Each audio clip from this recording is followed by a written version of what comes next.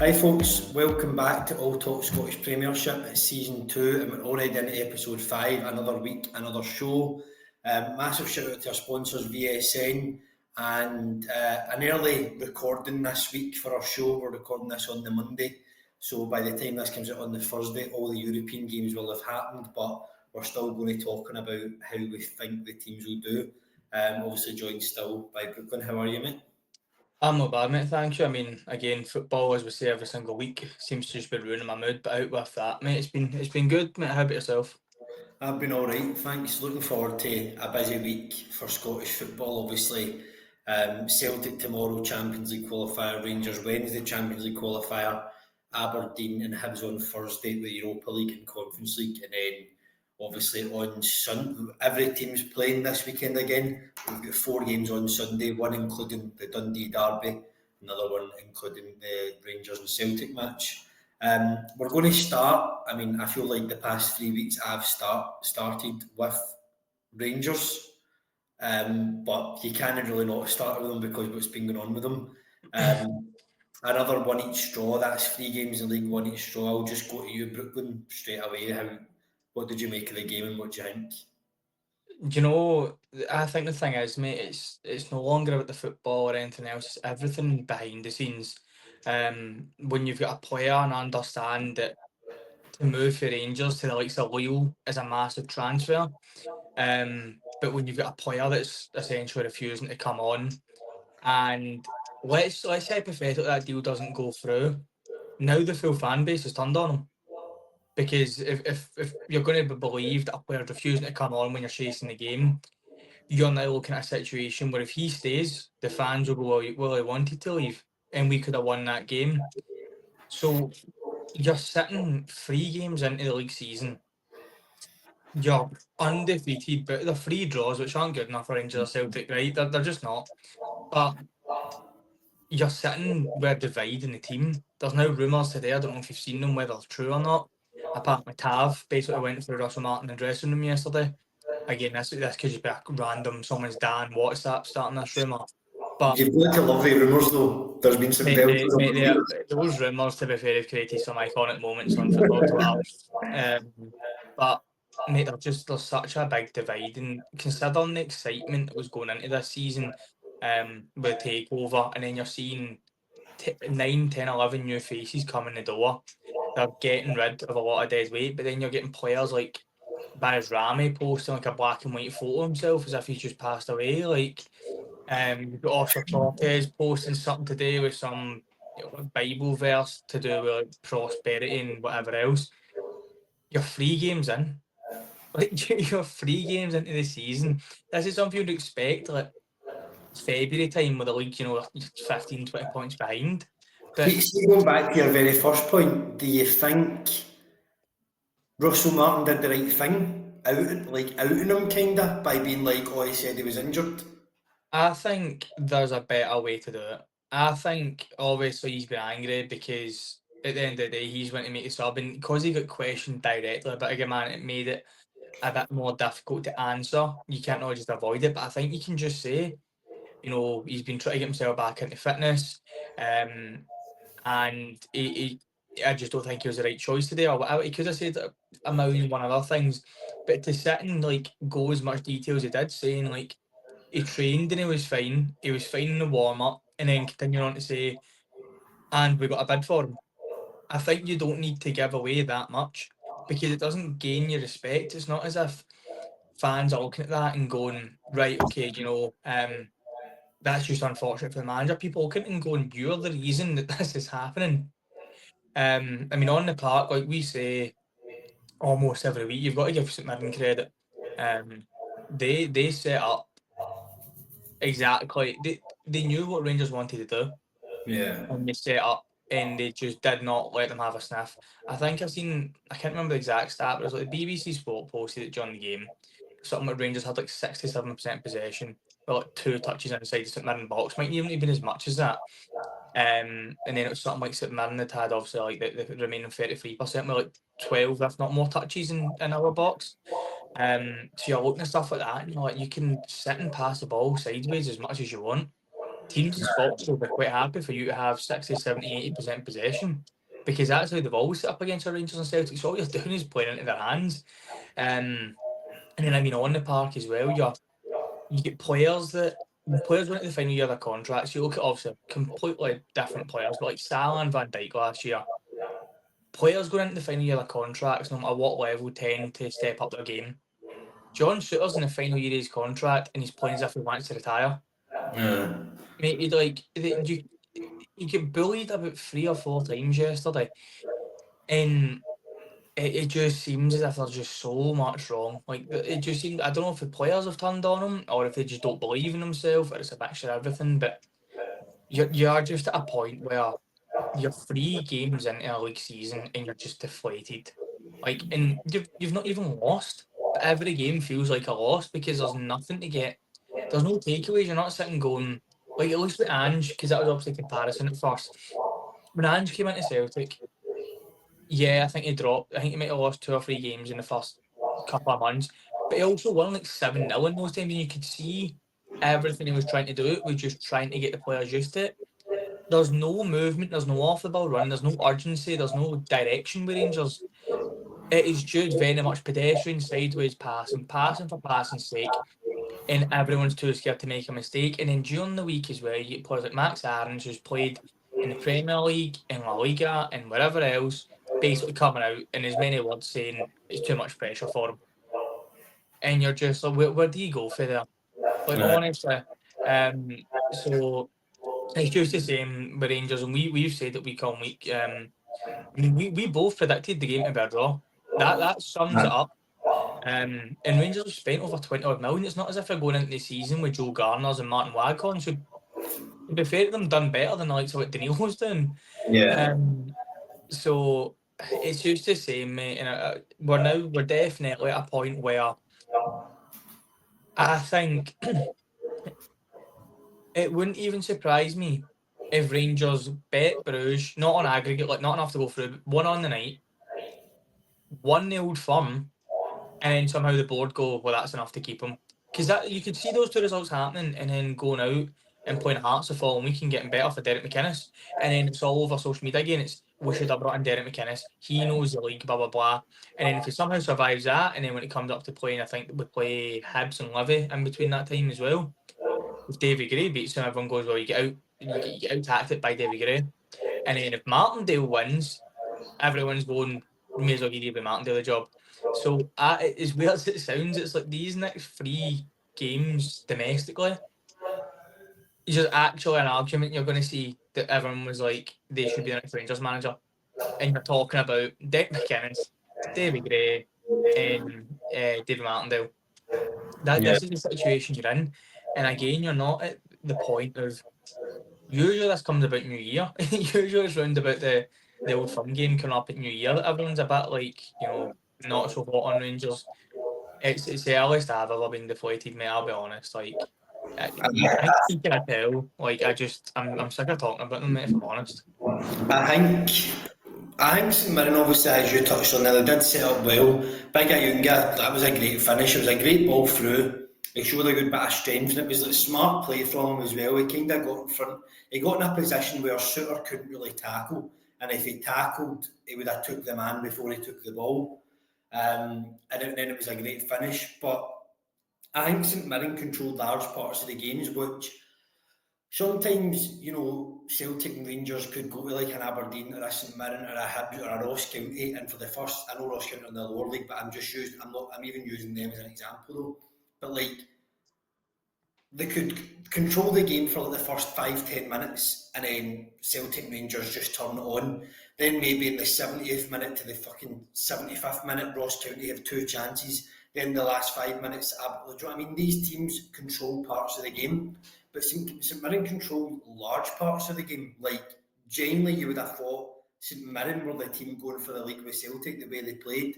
Obviously, their goalkeeper, Chanel George, had a good game, made a great save from Asgard's chance, but it is just poor, and obviously you're relying on Bailey Rice, who's a young player, coming on to save Rangers because... Well, Finlay Curtis. Who did that? You just think Billy Rice. Right, sorry, Finlay Curtis came on and saved Rangers, right?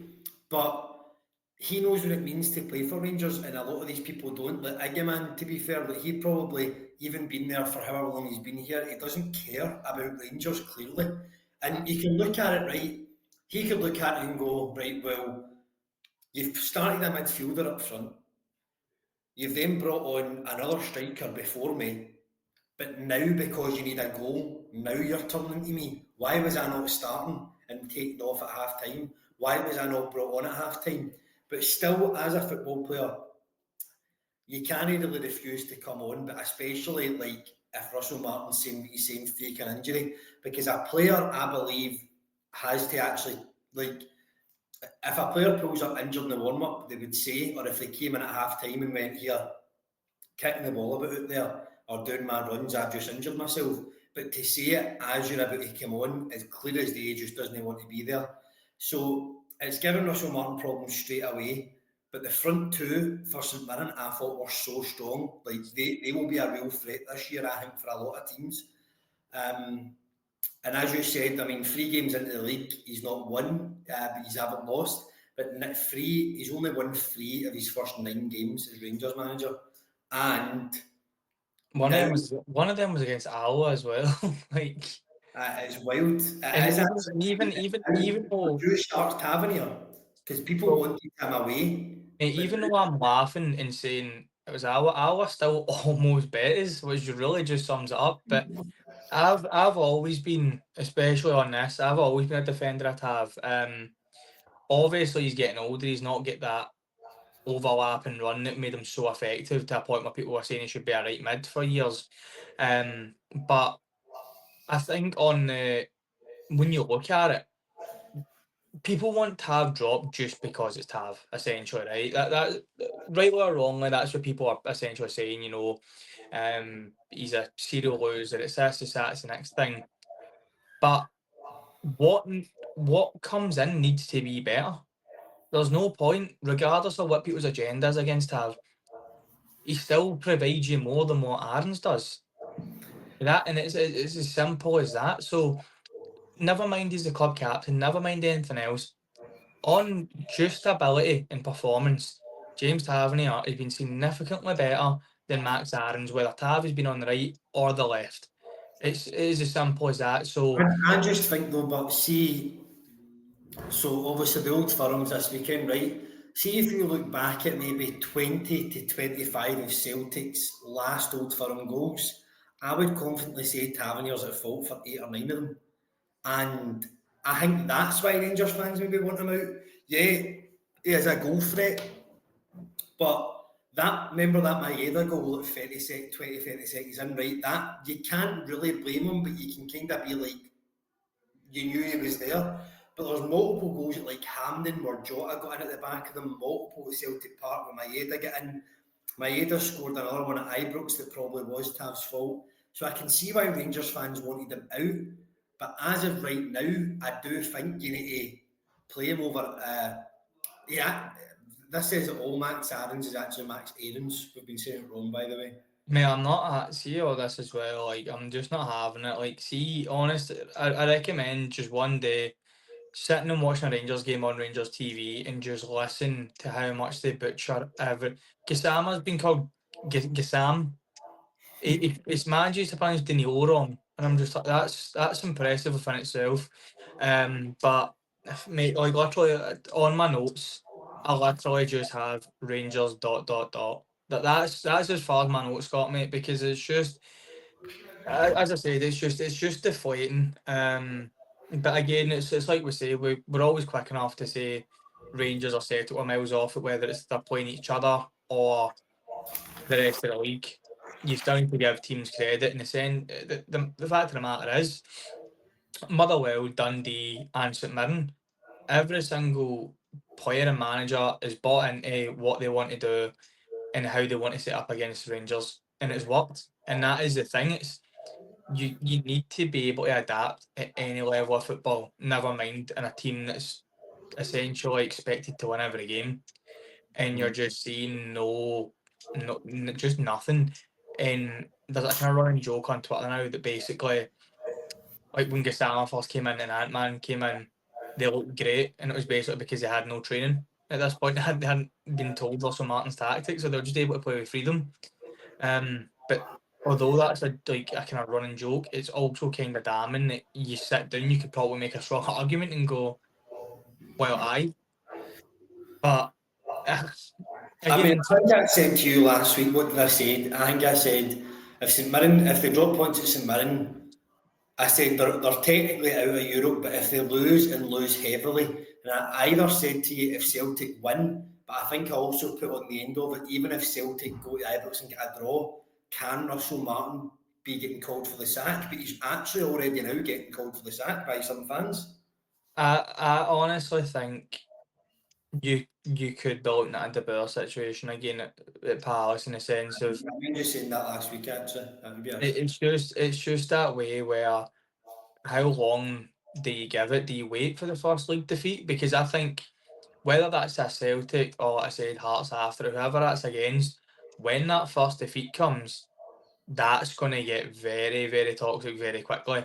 Like you're seeing the fan base after 3 draws, which, to be fair, for most clubs would be quite happy with 3 draws. But like I say, then the kind of big clubs, whether you're a Rangers, a Celtic, a Man City, a fucking Arsenal, you just cannot afford, if you want to be going for the title, you can't afford, because the teams around you aren't going to make those mistakes.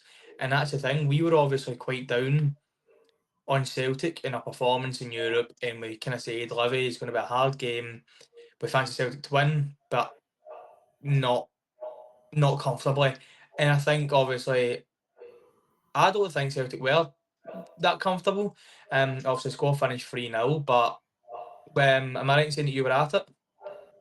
I was. I mean, I think you said it would be 2-1, and I said Mhm. it would be 4-0. But to be fair, right, so my points on Celtic, right, so I think in the first 5, 10 minutes, the ball got moved so quickly, like Mhm. so quickly.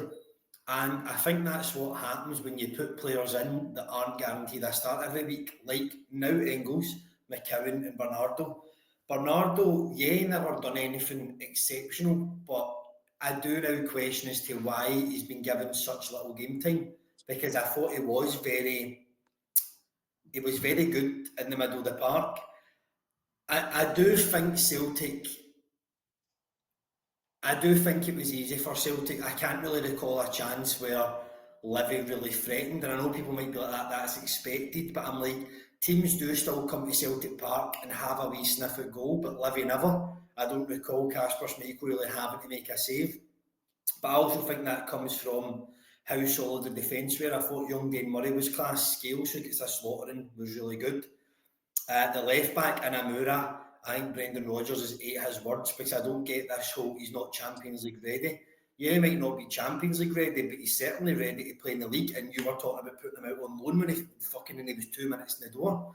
I thought his passing, his awareness of the game, and he just did well defensively. So I thought he was a standout. The other striker, Shin, I thought he showed positive signs. It's just, I know it sounds bad for a striker, right? But it was just his final bit that he had to do. Like one point he went, he had it, and it was a swing and a miss. He had a header that was close. So I think him getting up to speed, he'll be a good player to maybe bring on. And I think Yang done well, but I think he is somebody you want to maybe bring on in games. But I thought Celtic done well, and we finally, I know his first goal came from playing right wing. But Negrin's finally given us that threat as a midfield goal scorer. I mean, his second goal, he actually was in the middle of the park and he ran into the box and fucking smashed it top bins. So what fucked Livy though was conceding early. After the keeper possibly made save of the season. I don't know if you've seen that anywhere. Mate, the save that he's put off might. I think one of the boys I texted, James was actually on. I say it's the greatest save he's ever seen live. It was a good save. It was a good save. It was. I generally thought it was. I thought it was in there, but I think any other day you maybe think, oh, he should score, but see when you watch it back, there's only so much Yang can actually do. But then I there's also think only so much the keeper can do as I well. think with one like that, I think the argument he has to score goes out the window. I think when you're looking at a save that happens 1 in every 100 tries, I think you do just go, there's nothing else you can do there. So you're saying Yang does what Celtic wingers have notoriously done well over the years, which is getting in the back post. Um, I seen clips of the game, and if I'm being entirely honest, when the squad get announced, starting 11, I actually kind of fancy Levy to get something. It was on paper a really weak squad. Um, it's kind of like we've said before, the midfield depth is definitely there. I mean, when am I right in saying that it was Engels, Bernardo, and McKeown that started across the Yeah. three? So you're looking at obviously McKeown came in a free, but the other two cost 11 and 6 or 7 million respectively. So when you've got that as your backups, the midfield's obviously not the issue. But when I seen the defence and I seen it was, Ralston and Amura, Dane Murray and Scales, I did worry. I thought with the way Livy been playing, they might actually try and look to pin Celtic back. I know it's easier said than done at Parkhead, but you did kind of look at the team sheet and fancy them. Like you're saying, the young boys came in, they done well. Probably caught a lot of people by surprise, but I think obviously Rodgers has had in the back of his mind thinking about the European game, but I also think it's maybe a message, like you've said before, possibly a message to the board to say, well, look, this is because realistically, if Celtic, Rodgers hasn't hid the fact he wants to do well in the Champions League and he wants to make that a priority. So let's say Celtic go through, then they've got 8 group games. They're going to need to rotate because they're going to be playing Tuesday, Wednesday, Sunday, or Tuesday, Saturday, whatever it's going to be. So you're going to need that rotation. And would you fancy that second string back four for the rest of the season, or for parts of the season in the league? Probably not. Like you're saying, especially if coming against a St Mirren, are going to play two up front, two physical boys. Is Scales and Murray going to be able to handle them? It's hypotheticals, but I think it's a big message to say, obviously, we need to go out and we need to strengthen. Yeah. Um, but it's just typical Celtic in the sense that you don't fancy them, you look at them and go, they're struggling, but that's the difference. You didn't know what Celtic you're going to get, and they weren't amazing, but they still won 3-0. That's the thing. Like, I think I said to you as well, like, I think Celtic will have a bit, I know people have been saying all year, all summer, like, oh, it will be busy at the end, but I think I said to you, like, I've nailed on, I was at Celtic will make signings and people will leave. So, like, I think people need to forget, sorry, you've got this Man City centre back who, yeah, he might only be 19 or 20, but he did win Player of the Year in the Development League. So, for us, he was the first ever defender to win that. So you've got him, Dane Murray. I would never fling him in a game against a Rangers, but see, to be completely honest, see if like Scales got injured and it was Dane Murray and Vickers at the back this Sunday, I wouldn't be worried. I wouldn't. I think Ralston can play. He's played in these games before. Yeah. I sound like the guy for Squid Game there. Have you ever seen Squid Game? no, mate, just one series I've never actually sat down to watch, Yeah, mate. that sounds like me. People know what I'm referencing there. But I think what will happen is obviously this winger is coming in from Antwerp. We'll probably need to sign him before Thursday or Friday for him to be in the squad on Sunday. And I think what will happen is, and I've got Johnny Kenny written down here. I thought when Johnny Kenny came on, it was great, but I think sadly, if another striker comes in, he'll be the one to go out on loan. I think Mhm. Oswin will play with the development team, and I don't see Shin going out on loan. So I think if a striker comes in, Johnny Kenny will be the one out on loan. But he came on and he played really well, and he got his first goal at Parkhead, and it was good bit of play. Obviously, Celtic did kind of need to bring the big dogs out at half time. I mean, you're bringing on Maeda, McGregor, and Forrest. I mean, you kind of knew the goal was coming, especially after the chances where obviously the keeper made the save. But he probably had a wee bit of a howler for the first goal because he palmed it right to Nygren, who definitely isn't a right winger for me. You know, not once did he take it to the byline and swing it in. Obviously, he kind of created his goal from out in the wing, but I think you need to have him in the middle. But aye, next Sunday will be interesting. Obviously, after we kind of cover all the games, we'll talk about Sunday a wee bit. But I think I think regarding tomorrow, or I think Celtic, obviously this will be out on Thursday, and we already know. I do think Celtic will get through. I mean, I think that the trip to Kazakhstan is getting taken a little bit too far. I mean, we spoke about this last week. These guys are on planes they've got beds to sleep on. They've been there since this morning, so they've got a full day to adapt and train, and then night to go to sleep. Um, I think it's getting a wee bit blown out of the water a wee bit with this trip to Kazakhstan. Plus, this team came to Celtic Park and done the exact same journey and drew 0-0 with. So how can we not go there and give them a game? So I think Celtic will get through. Um, I think it will be a really good week for Celtic regarding results and transfers, if I'm being completely honest. Um, I think just to be devil's advocate, I'm going to say that Celtic don't go through. Just because I obviously don't want them to go through. But I think obviously on paper when you look at, I, I completely agree. The journey for a stand-up person that's working 9 to 5 and then getting a flight to America or Kazakhstan or whatever at 3 in the morning and then try to adjust. That's a headache for football players and everything else. When we've said before, they're going to get their meals given to them at certain times. They're going to be sleeping at certain times. They're going to have this, going to have that. It really doesn't throw them out of limbo too much. I think you could maybe notice it more at the Old Firm, but I think there's always a narrative, and if Rangers by some miracle win the Old Firm, I think the narrative in the papers on the Monday morning is going to be the jet lag of the Celtic players. I think Aye. regardless if they go, I think there's just always a narrative around the Old Firm, whether it's depend on refereeing decisions or travel or European performances or whatever it may be. I always think there's some caveat, and it's never X or Y team was good. It's always but this team done this wrong. But I Well, think Rangers, Celtic. Rangers are probably lucky, but I think in a sense that it is the Old Firm because in the Old Firm, any bit of form does go out the window. Like Rangers, I mean, look at it a couple of years ago when Rangers were in the Championship. I get they were playing a Ronnie Dylas Celtic, but all form went out the window then, and Rangers went through, and we could be at the Old Firm in December or January as, and Rangers could be in ninth, and Celtic could be top, and all form does go out the window. So I think Russell Martin is potentially lucky that he has got an Old Firm this week. But I was going to ask you, like, it doesn't affect our predictions table, but what do you think like the both scores will be so I think tomorrow Celtic will win 2-1, which will put them through. But I think Rangers will get beat 4-1. I think Rangers will get a doing. I don't know the score, but I think tomorrow's got to go to extra time. I think the Celtic game will go to extra time.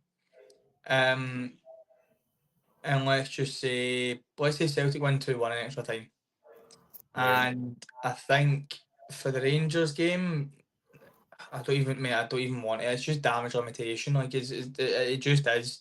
I'm going to say probably another 3-1 Bruges, but I think their goals are going to be a lot more convincing. Because obviously you could sit with the last one and go, it was a mistake. It was a mistake. I just think they're just going to be dominant over there, and I think it will be one of those ones that will be lucky to be 3-1. Um, but that's that again. That just kind of sums up where I am with Rangers, unfortunately. And then that's the thing. You're still guaranteed Europa League group stage, which on paper is good, and you get good money and good nights and whatever else. But it's just a disappointment of everything else involved. But I want to get your opinion on some disappointment. So the Scotland squad get announced. I don't think we really talk about the actual national team too much. So the Scotland squad came out today, and have you seen it? I have seen it, yes. So I've got a couple of players here, 3 players to be exact, that aren't in the squad, and I just want to say, just what is your opinion whether you think they're unlucky or it's understandable because of the positions. So no Lon Shankland Shouldn't be in the squad. shouldn't be. Shouldn't be. So you agree that um I think Shea Adams, Dykes, and no, Shea Adams and Kieran Bowie. Is Dykes in it? I can't remember. I'm sure I've seen his name. so the front four is Dykes and Adams as always. You have Kieran Bowie, but then you've got George Hurst again. And I just think I've not seen anything of Hurst. I don't even think he plays first team. Like I think he's a bench player. Yeah. I know Shanks didn't have a great season last year, but you could see there was a wee bit of kind of form starting to come again. I think touch on it as well. I think Bibby needs to start. I think he deserves to. And then the other two are Bibby's teammate. Somehow there's no Josh Mulligan. I don't know how Grant Hanley's still getting called up and Josh. I understand that Grant Hanley's centre back and Mulligan's a left back, but when you've got Tierney who can play centre back, I think Mulligan should be in there. Right. But again, it's your opinion. I don't know what you think about Mulligan, whether it should be or if it's maybe a bit too soon. I think that's maybe too soon for Mulligan. I don't. Has he ever been called up for Scotland? I feel as if I'm going to say no, just because obviously it's like the one position that Scotland have. I mean, Josh Doy can't even get a sniff. You've got Josh Doy, you've got Robertson, you've got Tierney, Hickey can play out there. So you've got four very good left backs. I'm probably sure I'm missing one as well. Was Mulligan not a midfielder? I think he can play like it because obviously they play the free. He's a kind of like the left of the three. But I believe when they signed him, he'd been playing left back. I'm dead certain he was playing left back last season. But obviously now he's been given that kind of wing back role, which you would think in a Steve Clark system that's exactly what he wants. I think But it's I think hard to there's tell. too many good players now to give people that a chance. Plus, Clark's obviously very loyal to people. Some of them he shouldn't be loyal to. I think some of them should, like as you say, Grant Hanley, maybe should kind of call it a day with Scotland. But I think you'll see Mulligan there maybe. Like for example, I think he will be there maybe in this year. I think he'll definitely get a call up at least. Um, and who was the other one? Did you say it there? I've not said the last one, so it is Celtic's very own, Luke McKeown. I think ability wise, he's a great player, but I think it's hard to justify bringing a midfielder that doesn't start for his club. And I understand it's Celtic, but um, I think when you look at the midfield options, you would really just be bringing them just to be part of the camp. And you're a bit like, is there any point? I know people could say the same about Mulligan, I guess, because obviously, like I said, you get Tierney Robertson, but I think there's more room for Mulligan in a Steve Clark system. Like I said, you can move Tierney to centre back. More often than not, a Kieran Tierney drops out of the Scotland camp anyway because of injury. So I think there's more room for a Mulligan. But when you look at the midfield options and you've got Billy Gilmore, and you've got McTominay. For me, they're the two that should always be the first two names in the team sheet as far as the midfield goes. Sometimes we'll put McGinn in there or McGinn will go further forward. So Do you know what I would say to the three there? I would say so from who I think should most likely get called up to least likely. I would go Mulligan most, McCowan, and then Shankland. I don't think Shankland's really I agree. limit. I definitely agree with that order. I think that's kind of why I started with Shankland. He's kind of the one that I'm not fully set on. Again, it's maybe just because I look at George Hurst and I'm like, what do you bring? But you've got Ben Gannon Doak, as he's now called, Woke Nonsense. But you've got Doak Nonsense, absolute Doak Nonsense. But it'll be exciting. I think this is what we're kind of getting with Scotland squads. It's probably the hope that kills you, much like a Rangers fan. But you just seen all these young players come through, and even the younger players like traditional, like your Gilmores and that, they're getting a bit older, so they're not just like they're that kind of going into their prime now. So you're looking at it and going, on paper, it's a really, really good squad, and you would fancy it against anyone, but it really just depends how we set up. But that'll be, I'm sure we'll do an episode at some point in September, I will looking do maybe one for some Scotland. looking at some international stuff. But On Shankland, obviously Hearts. I mean, I think I've lost a bit of paper, right? But I added up the scores. But I have a feeling I think we both went Hearts 3-1. that sounds a bit right. Aye. But to be fair, I was kind of like, good result for Motherwell, but they were 3-0 up. so I think it was a pretty poor result for being 3-0 up. But, I mean, I know we're 3 games in, but they're technically in the same position as Rangers, 3 games, 3 draws. But my top 6 shout, the way they're playing, doesn't seem to be that mental, because their manager is still sticking to the way he plays, whether he's playing Rangers, whether he's away to St Mirren, whether he's away to Motherwell. We'll go on to the weekend's fixtures a bit later, but I do personally believe Motherwell will get their first win of the season. But aye, obviously it's a big question, can they cope without Miller? That was a great shout for me. I said in our very first show this year that they would keep him, so it was an absolutely terrific shout by me.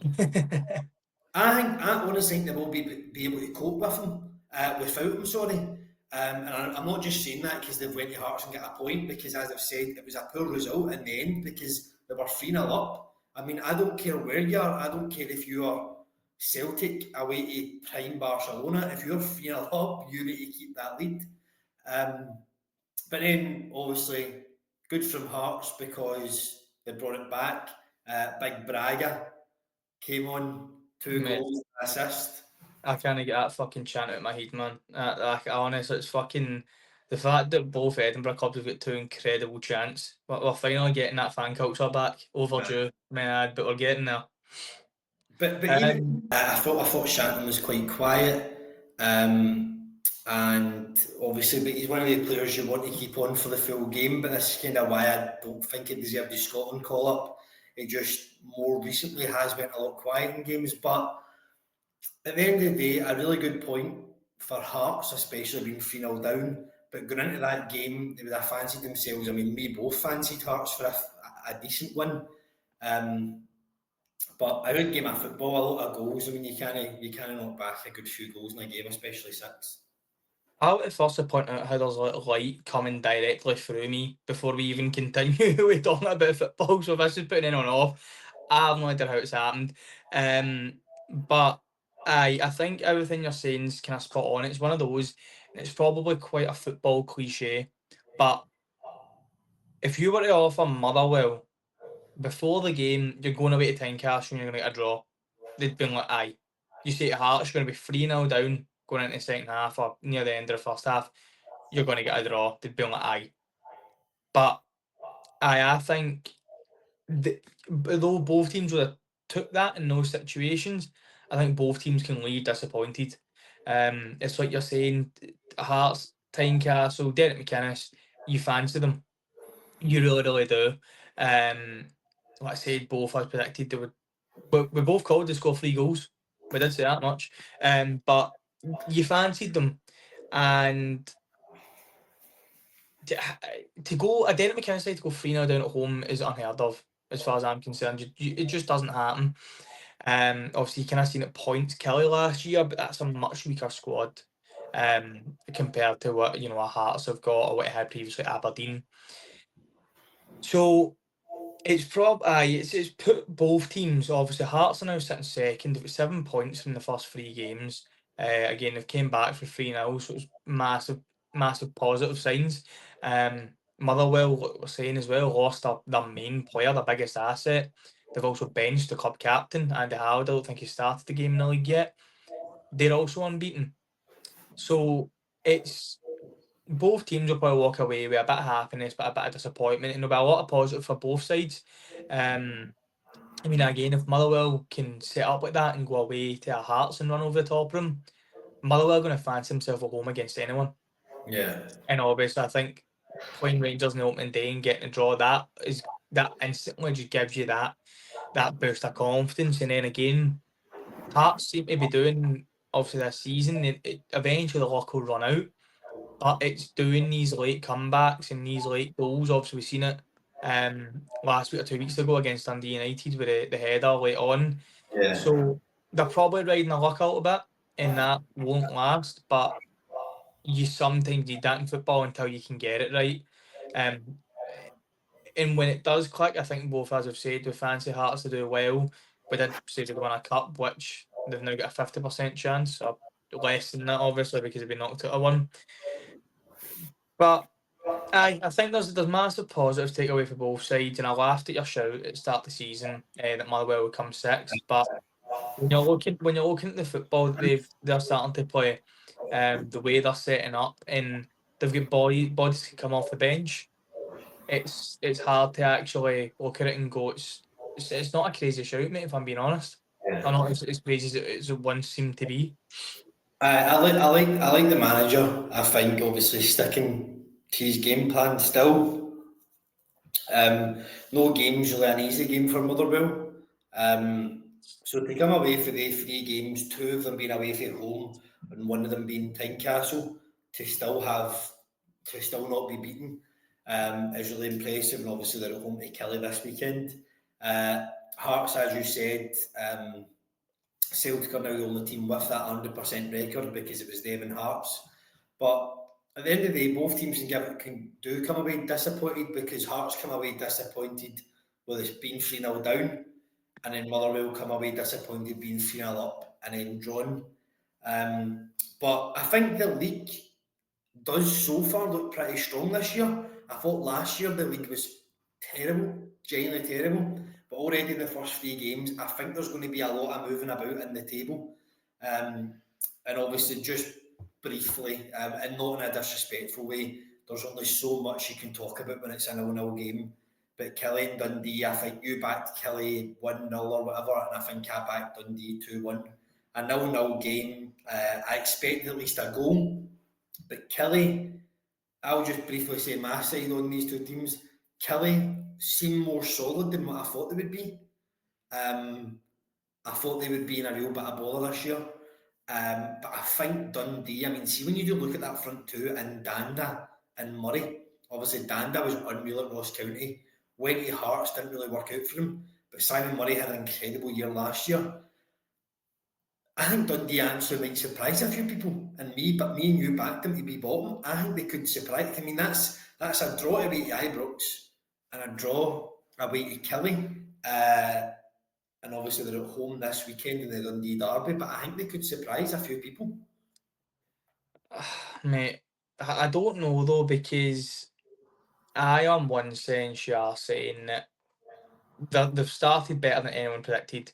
I think you could ask anyone that was involved in any sort of Scottish football kind of conversation, whether it be someone on the street, a pundit, one of the bigger whoever it may have been.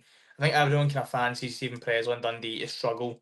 They've also surprised a lot of people, but then you go, they still need to be essentially. But someone, when it's teams that are round about you, you need to be trying to beat them. You need to be taking points off them. And you've got 1 point, but that's not enough for the season. You're maybe now looking and going, right, Dundee aren't, they're not stick-ons, is what I think a lot of people thought they were. So you're maybe going, right, round about that. You might say, let's just say hypothetical, you've got Dundee, I'd say Kelly, Levy, and Falkirk. I would say probably that's about the four that people kind of think are going to get roped in there. Could probably throw Rangers in there, depending on everything. Could build a playoff battle, but it's like you said, there's only so much you can talk about. But I mean, you've got to give him his flowers. Stephen Presley took a lot of abuse from everyone, to be honest, about his comments, the way he acts. Dundee even hired him in the first place. There's a lot of kind of conversation. None of it was good. I'll be honest.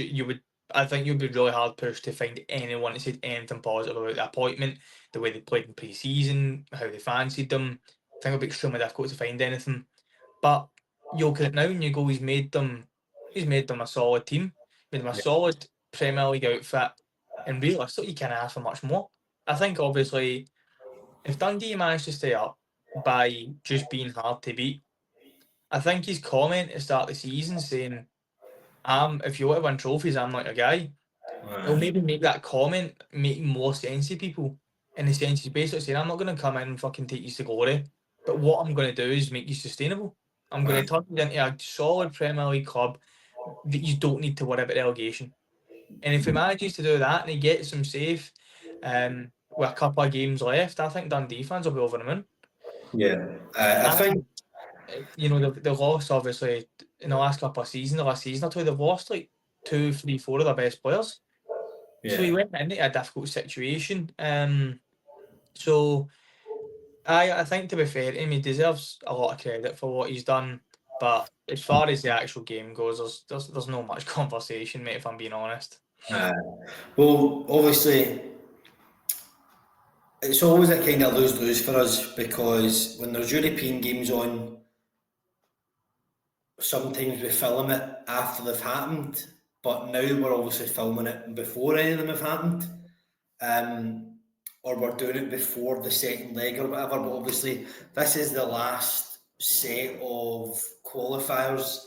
And obviously last week Hibs let us both down massively, getting beat 3-1. We knew it was going to be a tough game, and I think we kinda both knew they were going to go out. That actually finished 2-1. They chopped off the third goal because of VAR. So it did. Oh wait, it did, because I was watching the Aberdeen game, I was the same as yourself, and they'd said it was 3-1, and they basically said they were all but out. aye. I made the same mistake as you, mate. Thankfully, I checked earlier on just to be sure.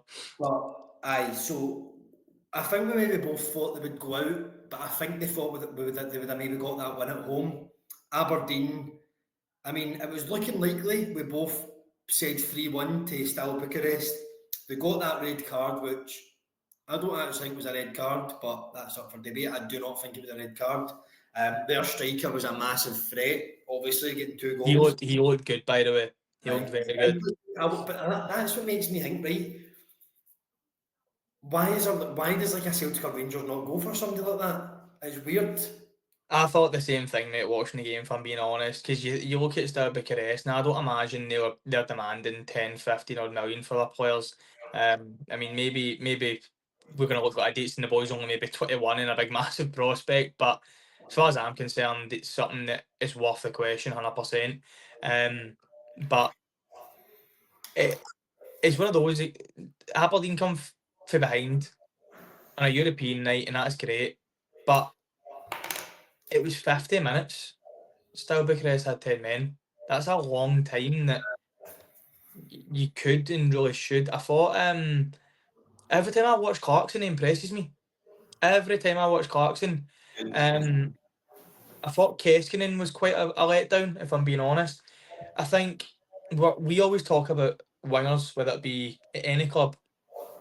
Keskinen really frustrated me that night because they looked tired and they were sitting defending for their lives with 10 men, and you were wanting just to stand his man up and beat him.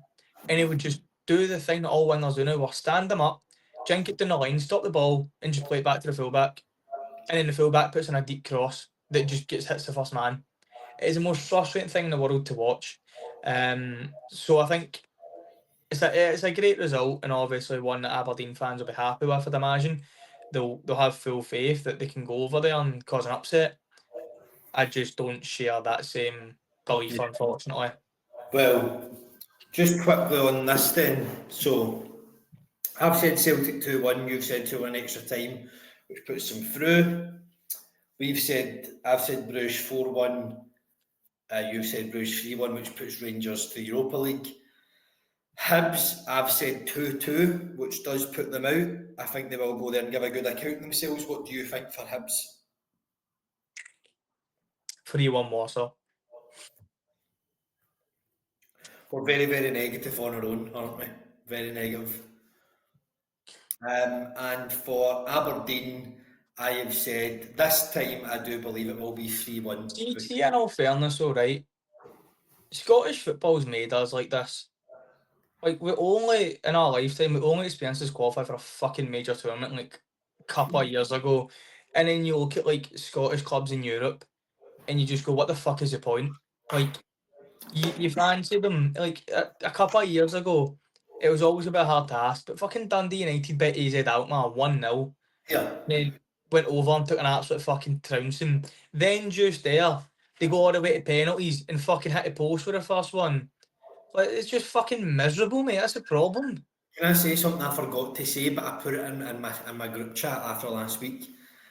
See, last week, Neil Lennon beats Kierat, beats them. A Neil Lennon side beats them 100%. I'm taking a note of that to get a clip of that on TikTok because that'll be fucking. I get people can go, he's went to Carragandi and lost 2-0. But we came back to Celtic Park and won 3-0. We beat Barcelona We drew with Benfica, we beat Spartak Moscow home and away, had a howler against Juventus, but in the Europa League season, we beat Lazio at home, we beat Rennes at home, we beat Cluj at home, we beat Lazio away, we drew with Rennes away, we get beat off Cluj away because we played a young team. But then, yes, you can go, but you get knocked out off Copenhagen.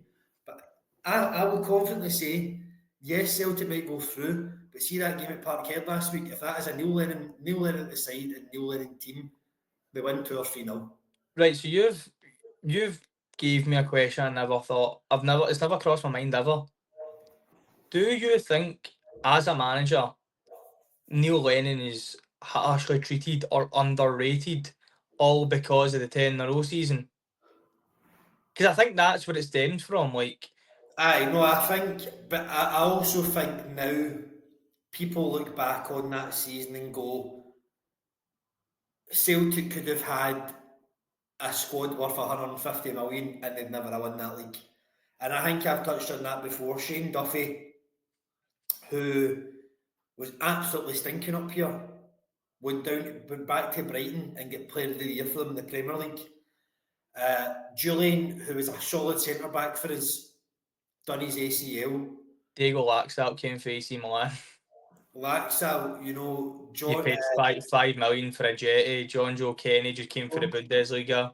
It was So I honestly think Celtic could have had. They could have had Edward, Dembele, and Kyogo all playing up front for them, and it would never have happened.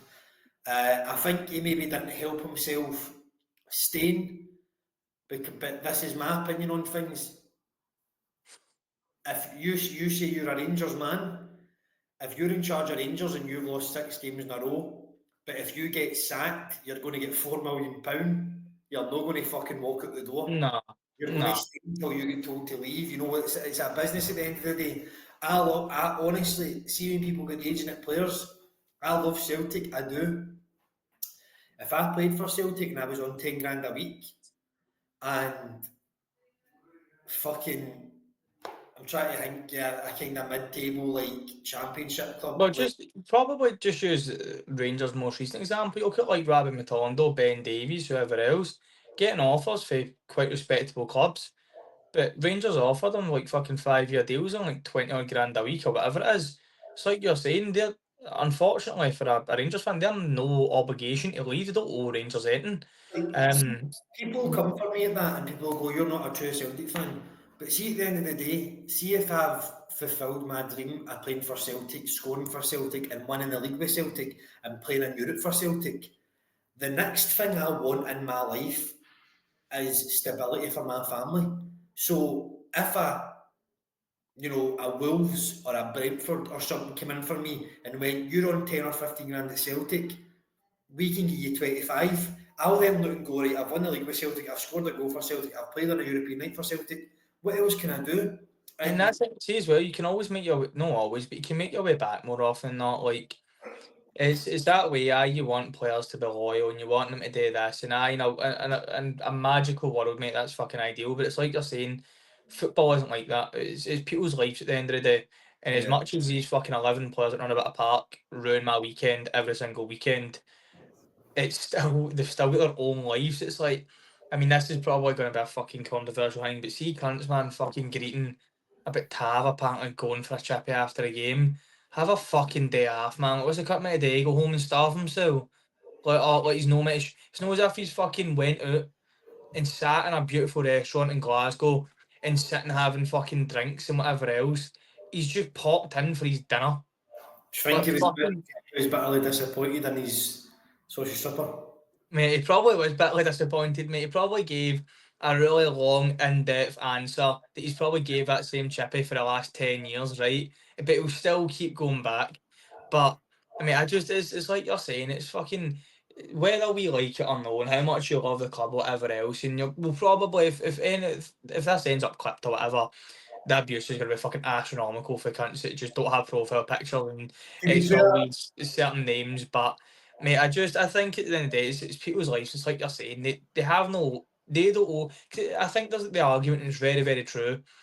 If a boyhood Rangers Celtic player, whoever it is, goes and snaps their leg, and the club obviously put them through rehab and whatever else, but say they've got 2 years left in a deal, they snap their leg, they're out for a year, and they come back and are not the same player.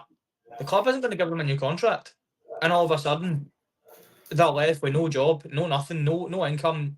They need to go and find it because the club will go, look, we love you as a person, we appreciate everything you've done, but financially it doesn't make sense. But then when a player does that, everyone's up in arms. Yeah. So it just doesn't work. I think to full proper give you a dead straight answer. I do think the 10-year-old did like would you say tamper? Tarnish. It Tarnish tarnishes reputation. his reputation. But I think as the years go on, people will maybe go, you genuinely could have had any player in the world and that would all happened. But I think that's the thing. Like people forget that Rangers went invincible. Like, uh, and I think they only conceded something like 4 goals. It's like you're saying that doesn't matter because it's no matter how good, like exactly what you're saying. No matter how good Celtic were, even if they had like showed up more than what they did in the old firms, you're still fucking relying on someone else around them the to do difference something. with the two teams stopping 10 in a row is when Celtic stopped it when me and you were not even born. Oh, Celtic built on that. But Rangers succeeded in stopping it and then stopped, literally stopped. And I don't, I don't believe. I said to you before, I don't believe it is going to get to a 10 in a row. What I think will happen is this year if Celtic win, they'll win five, but they might win five and then lose one and then win two and lose one and win three. I don't think. I think 10 in a row in Scotland is going to be one of the things that no matter what team you've got in that 10th season, they'll shit the bed because they know what it means to the fans and the world. But that was a good wee random convo at the end there. I like that because I was about to get into the predictions and that came out of nowhere. That was good. We but Yeah, I think it's even bringing Neil Lennon into it, loved it. yeah, that's what I mean. But it's like you listen to a lot of the Hibs players from around about Neil Lennon's time, and they swear by him and say that the best manager we've ever had, man manager, everything else. Like he's obviously so I'm surprised to see where he is now. I know Dunfermline I historically think is a they'll do massive. well this year. I do I think they think, will. but I think obviously historically they're a massive club. I think if I'm right in saying early 2000s, kind of around about when we were getting into football, I think they were in the top flight. But you would still imagine them with enough Well, credit in the bank that a Premier League side would come in for him. But when I done the Dumbarton game, I was speaking to their video analysis guy, and we asked him, like, where do you think where he's aiming for? And they said the Premiership. You know, that's their aim. But so did that hit you in the face? Or? no, mate, it just missed me. I was fucking messing about. I don't know which was. Didn't Well, even mean it as well. but look at Ross County. Two managers already have been sacked in that league. Two already, but we never know what Russell Martin could be going next week. Mate, we're talking about bitterly disappointed. My God, Don Cowie's bitterly disappointed, man. He's been watching tab press conferences far too much. But Seen that video, but do you know what I mean? Like, Dunfermline talking about going up after kind of nearly getting relegated last year. Like, Ayr are a strong side, Morton are a strong side, Fistler are a strong side, St Johnstone will win it. And then Ross County, whoever they bring in, they're still going to be a strong side. It's such a every league this year I think is so strong. And last year I was really worried for the way Scottish football was going. But I think 3 games in, I'm like, this will be a good season. I guarantee you, me and you only get 2 or 3 teams correct. well, I think if Yeah. if, if people go back to, I think it was the kind of season, the upcoming season review. I think we'd said that we were really bullish on everyone's appointment. We actually did say that we weren't quite confident in Russell Martin, so we called that. But we said that every other team were appointing managers with an idea that they just wanted to have their philosophy, their style of football, and they'll stick to it. And it seems to work for everyone else but Rangers. So we kind of called it then that we're quite confident and looking forward to the new season. It's played out, which is good. I Do think you you probably will see a team, I don't know who, but there'll probably be a couple of teams that will drop off as the season goes on, just typically. Whether it be the pressure gets to them or maybe someone else takes their place. But Now, I think, it's like you're saying, Scottish football is in a very good place, and you look at obviously the national team and the selections, that kind of reflects that. Do you just so before we go on to our actual predictions, what do you think the Aberdeen score will be?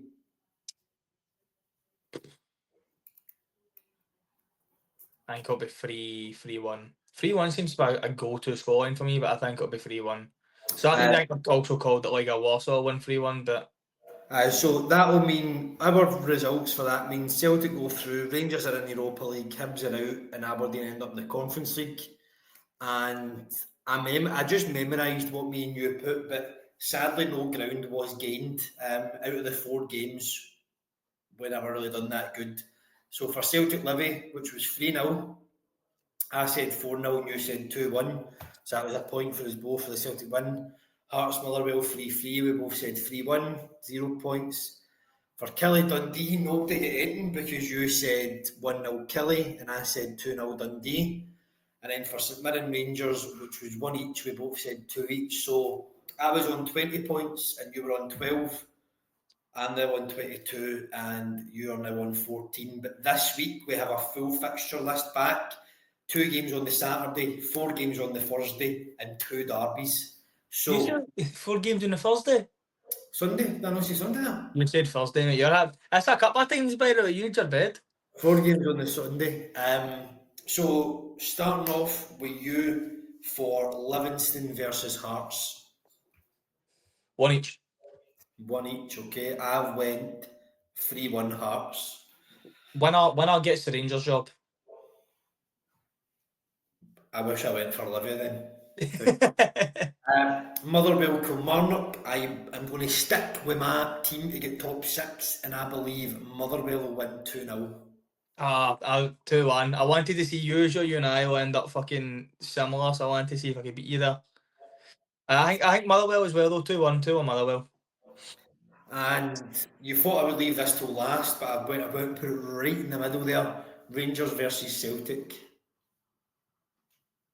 Do I believe this? No, but am I just gonna put it out there? 3-1 Rangers. I went 3-1 Celtic. We love a 3-1. And then the other derby on Sunday, not Thursday, was Dundee versus Dundee United. I have went 2-2. After everything I've said, Dundee 1-0. 1-0. That derby's always get goals in it. Always. Um, Simon Murray will be on the score sheet. and that'll be it. Obviously. I Aberdeen and Falkirk, obviously, sorry, Dundee United are back playing league football now, and then Aberdeen and Falkirk are back this week. Aberdeen and Falkirk, who are you going for? Or what are you going for? You go first this time. I don't think you've went first today. Bro, you need sleep. I went first just there. Yes, it's been one of those fucking. I went first with Motherwell Kilmarnock, I know. I think it'll be 2 each. I'm 2-1 Aberdeen. And I'll go first here.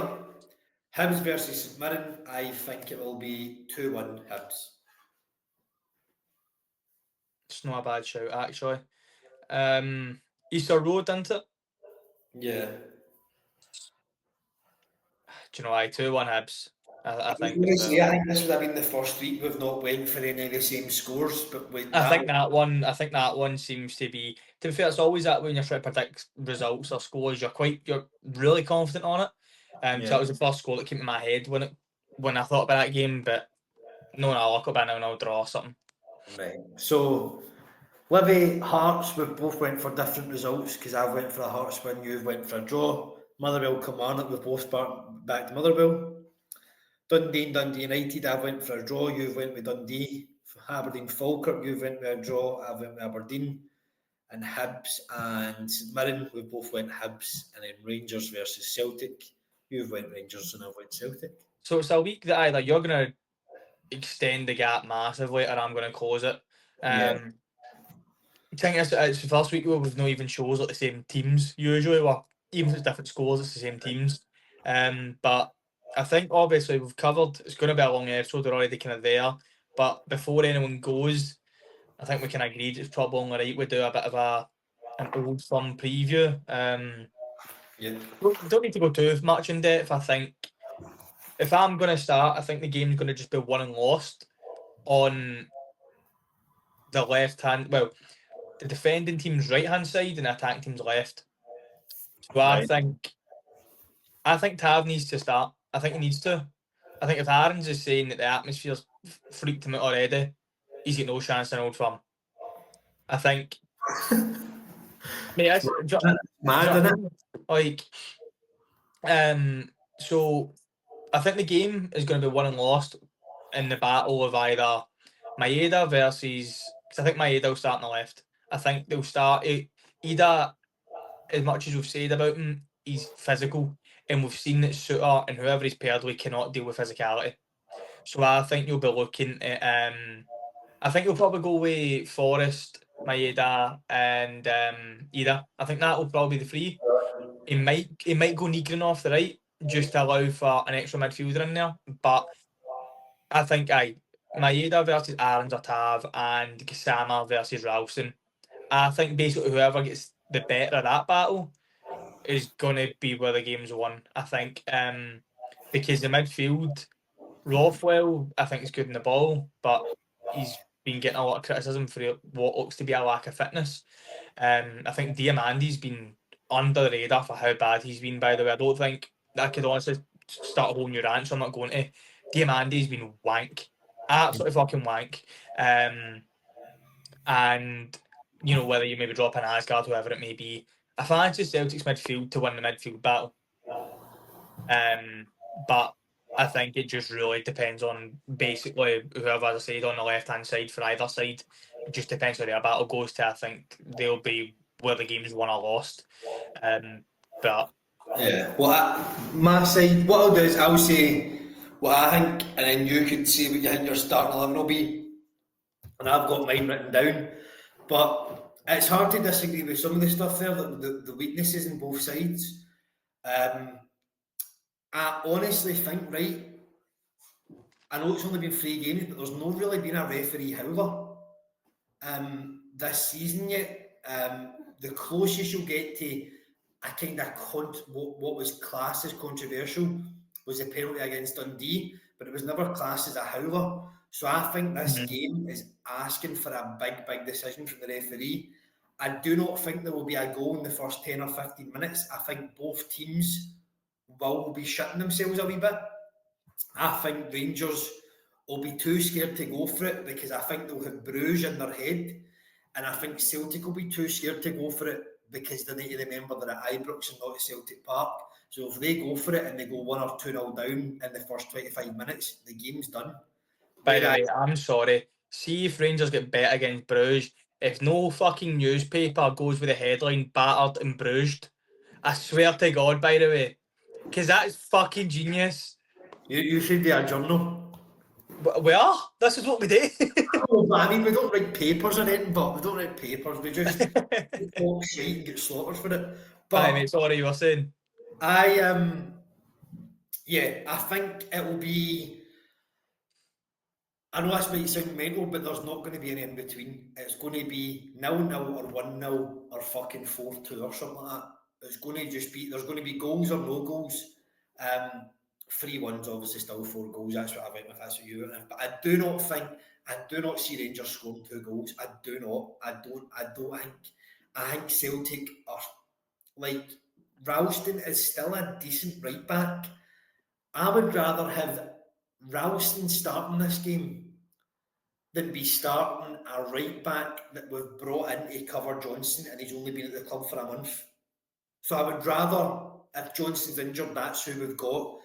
You've got CCV, you've got Scales, who has been doing good, and KT, obviously, he'll love the occasion. It's not going to scare him, even though he has classed a new signing. He's been here before and knows what it's like. So, that's what I think. I don't see Rangers scoring 2. I don't care what age he is. I think it's a big game for James Forrest. He has not scored or assisted at Ibrox in his career. And I think, as you said, I think Celtic's midfield is too strong, and I don't think the occasion is going to get to them. So I think they'll win the midfield. But So, so McGregor and Hattati are stick-ons. Who's the third? I'll give you my team first then, right? Schmeichel, Ralston, CCV, Scales and KT, McGregor, Negrin, Hattati, Forrest, Yang and Maeda up front. You think Yang's going to start and Ida's going to I be think, benched? I think Yang's got that unpredictability where he can just turn it on and just could cause problems easily. He does, he's just going to go missing for the game, and I would rather have a player that will be on the ball 5 times and he might give it away two, but he might hold on to it and do something with it for Uh, free. So that's my team for Sunday. I do think he'll start Vida because obviously, like I said, the weakness that you're seeing in Rangers defence, I think that's really the only thing I think will differ. And then if he does that, as I say, he might move Negrin up one, and then Forrest might be sitting on the bench, something along those lines. But not much is kind of how I don't think much would change, and what I think Celtic would set up with opposed to what you've got. As far as Rangers, I mean, Butland and goal. I think the left backs look good. Megama or Megoma. I like the look of him. What? Let's come now, sir. Sorry, we're going to cut that. Right. So, We'll just go for 113 to start again. what were you thinking of? What were you thinking of? Nick, Oma, that's what you said there. Ah, right. So Right, what I'll do is, start at 125. so I think the team will be Button in goal. I think it'll be Tav at right back. I think it'll be the new boy at left back. He's young, but I think you've not like, well, you actually don't have it. We're so Jeffy and we're so Gilmas. We don't have another left back unless he plays Aaron's out there or Aaron's and whatever. But anyway, I would go, as I said, the young boy at left back, Tav at right back. Unfortunately, it just needs to be Giga and Suter. I don't think Fernandez is going to get thrown back in. I don't think you can drop Suter because you don't have anyone to drop him for. The midfield three, I would go. This is probably where it's going to be controversial. Right. I would go Raskin as a holder, and although I've said he's been poor, I'd go Diamande in front because I think he gives you a lot in Old Firms with his energy, and I would go Cameron. Nah. I I think don't disagree. I think that midfield has got a lot of energy, and I think obviously Rothwell, the main criticism he's getting is he doesn't. I can see that Martin might start him to control the game and do that kind of Cal McGregor sort of role, but McGregor's got that burst of pace and that burst of energy when you need it. Don't think I've seen that for Rothwell. So my midfield, I said, would be Raskin, Diamande and Cameron, and the midfield three, the front three, I would go Gasama, I would go Ant-Man, and I would actually. I'm hoping Dessers is fit, but again, apparently there's a rumour that's came out today that apparently Dessers is also refusing to play. But then Russell Martin came out and said that they never got a bid, so I don't really know what's happening there. But do you know, I think what I would like to see is if Dessers isn't fit, I would like to see a front three of Finlay Curtis, Ant-Man and Gassama, and having that fluidity. What I think that's what Ant-Man and Gassama looked really well in the first game they played for Rangers. They were making the runs into the middle and just coming across each other. I Yeah. think having a front three and obviously fucking night and day players, but I think PSG done that this season or last season when they won the Champions League. Three people who aren't actually fought like strikers, but because they're so comfortable with either foot on either side, you're allowed to interchange, and I think that would work really well. I think especially if you're going Ralston, who hasn't had too many minutes, Tierney, who's obviously just coming back in the sense of he's starting to build his fitness and everything else up, and Scales, who people think is a bit of a bomb scare. I think when you're really looking at it and going, Vickers is really the only one you're 100% set on, in the sense is like, can give you everything for 90 minutes. I think that sort of interchangeable front three would be really, really interesting. But you know for a fact he's going to go fucking. He probably is going to go Aaron's on the left. He's probably going to go Tav on the right. He's probably going to keep Rothwell in there. It'll be Rothwell, Raskin, and Diamande. and then the front three is probably going to put Danilo, or he might fucking do that thing that he done at the weekend and put Asgard as a false nine. Fuck knows, but we'll be sitting. I'm sure people when this comes out, and people will end up listening to it this time next week after the game, and we'll get even more criticism. But it's the joys of the football. I can't really that team you said was good there, and as I said, the team basically Rodgers would be more likely to play my team than Martin would be more likely to play yours because you've tried to do something a bit different, and it probably would cause more of a threat. But my final 4 questions, just quick wee questions here. So we've both, if we were doing a bet builder, over 2.5 goals, a red card in the game, yes Always gamble responsibly, ladies and gentlemen. responsibly. Red card, yes or no? I think yes. I think that's going to be the Howler decision. I think two goal scorers. So I'll go for 2 Celtic players, obviously, because I think it'll be 3-1, and you can go for 2 Rangers players. Raskin and did I need to go for 2 Rangers players? No, but you've went 3-1, so it's up to you. I think it'll be Maeda and Raskin.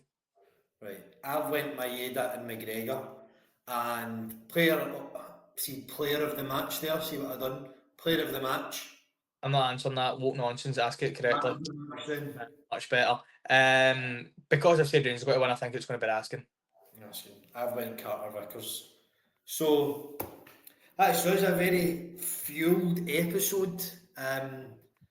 I enjoyed that, and I hope you did as well, Brooklyn. So I hope everybody else enjoys it, and we'll get the clips out on TikTok, and we'll get an absolute slaughtering. And hope everybody enjoys their weekend. I hope I do too. But thanks for being on here, Brooklyn. It was good. Enjoyed it. No, mate, it's a pleasure. And as we keep saying to people, every single week's going to be more and more. Probably, like I say, it's going to be the Old Firm preview. Not preview, sorry, the Old Firm recap next week. So we might look to take a guest on.